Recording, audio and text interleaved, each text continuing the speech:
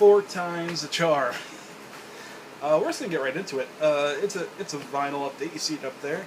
If I look a little bit sweaty or tired, I was at a street fest and it's in hippie town, so you know there's got to be some type of records. I'm just kidding. But there was a lot of records, and it's a type of town that does. It's very, yeah, hippie-ish. So I kind of expected records, and I heard there's a record store around that area where they're having it. So I was like, okay, I'll go see if they have any records. They did. They have 4 that I really liked. Yeah, they had a couple. They had a. Let me just state, first off, I didn't buy every record I saw, and that is a good thing. Obviously, you don't want to go out there and get broke. But they had a Rolling Stones one I was gonna get. They had the White Album in really bad condition. Like, it had used tape. It was terrible. There wasn't any inserts, so the record was all scratched. They had 1967 to 1970, the Blue Album. I don't like calling it the Blue Album, but some people don't know it. They had a Hard Day's Night, if I didn't say that. They had a couple Beatles albums. And then they also had the concert for Bangladesh. I didn't get to pick it up, though. It was pretty good condition. The box was a little messed up, but I think that's going to come with years and years of age. But whatever. So first off, I'm going to show you what I got. And then maybe after I'll say when the next video might be. Might be tomorrow. I have no clue. But let's start off. This is not a record. This is just because I've been looking for these for a while and I finally got a pair. John Lennon style glasses. I don't really need to explain. Yeah, this really 60s. I like the 60s. I love 60s music. And since I don't listen to rap anymore, and yes, I don't listen to rap anymore. I listen to a lot of rock now. I feel like it was kind of needed that I get the glasses. It's weird because, yes, I do have regular glasses, and I usually don't wear sunglasses, but I'd probably wear these a lot more. I don't know, I just like them. And yes, I will put them on because a lot of people think it would be funny. Probably. Because, you know, that's how people are on YouTube. Oh god, he's so mean! I don't give a fuck. Anyway, here we go. Yeah.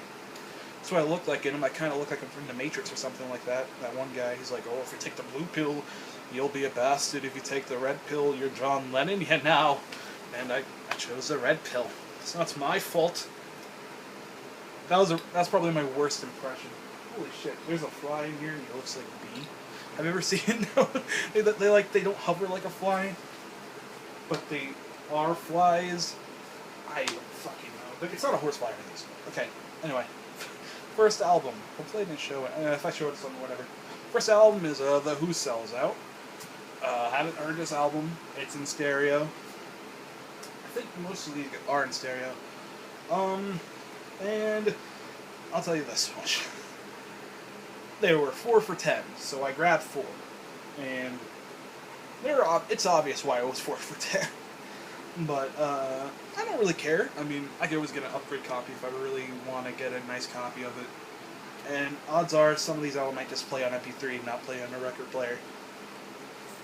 I think, the record itself is very decent, if I do say so myself. At least side 1 was.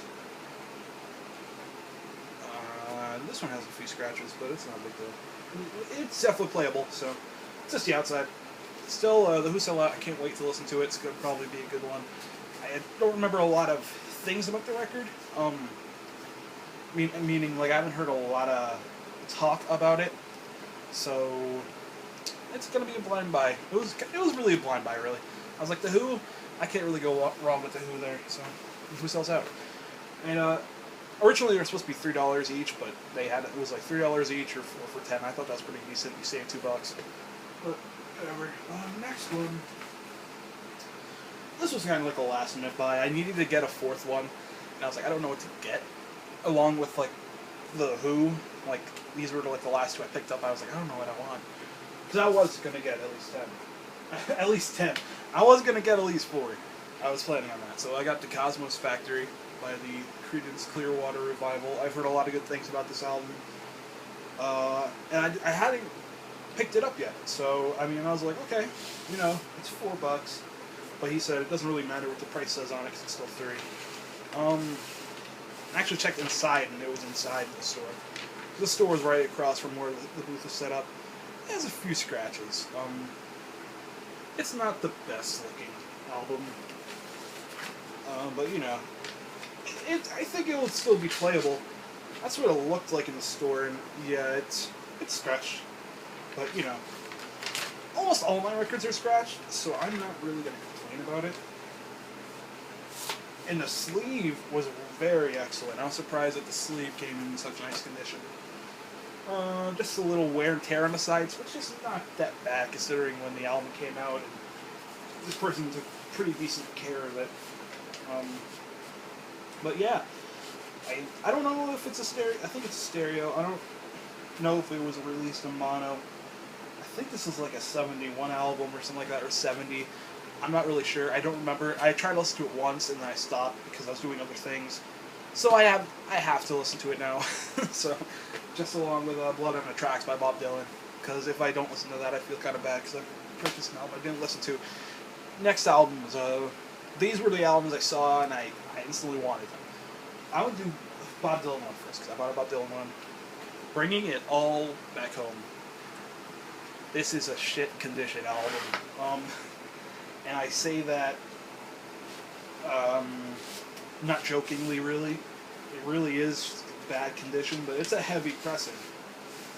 And I was like, when I was there, it didn't look as bad as when I was there. But once I got home, I checked it. I was like, oh god. And apparently, it's not breakable, even though. Let's try it. No, I was kidding. I could probably break it. Oh shit! There's like I don't like touching the ridges. I don't know what the fuck that is.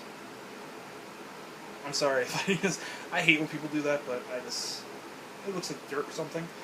I have no clue. But yeah, this would have been $3. If I just would have walked in with $3 and I would have saw it lying there, I probably would have just picked it up because I'll be like, it's $3. It's $3 for a Bob Dylan album. Like, come on, that's ridiculous. I can't. It's something I'm not gonna. It's something I'm not gonna pass up. So. They also had another side of Dylan and Bob Dylan's greatest hits. Didn't want to pick those up because first off, I have the greatest hits CD, so I'm gonna wait a little bit. And you know, the other side of Bob Dylan, I didn't really know any of his songs, and it was in pretty rough condition. This one's in rough condition also, but at least it has Subterranean, Homesick Blues, Maggie's Farm, Bob Dylan's 150th Dream, Mr. Tambourine Man, It's All Right Ma, and Gates of Eden. So it's a stellar album. I love the album, but I just didn't have it yet. So, you know, bring it all back home. And the last one, it's oh, I forgot to tell you this. I didn't buy any Beatles because next week's my birthday, and my dad said it would kind of ruin it if I did, because I don't know what they got me. So it would be kind of obvious. And actually, I shouldn't have gotten these because, not that I know I got them. I don't think I got them. He was like, oh, you kind of ruined your birthday there. Where you got them? I don't think I did. But it's very nice to have these. So, and I can just have another pair. It's no big deal. Next one is a very, very awesome find. I found this a couple seconds after I found the Dylan album, and I was like, I'm picking it up. It's going in.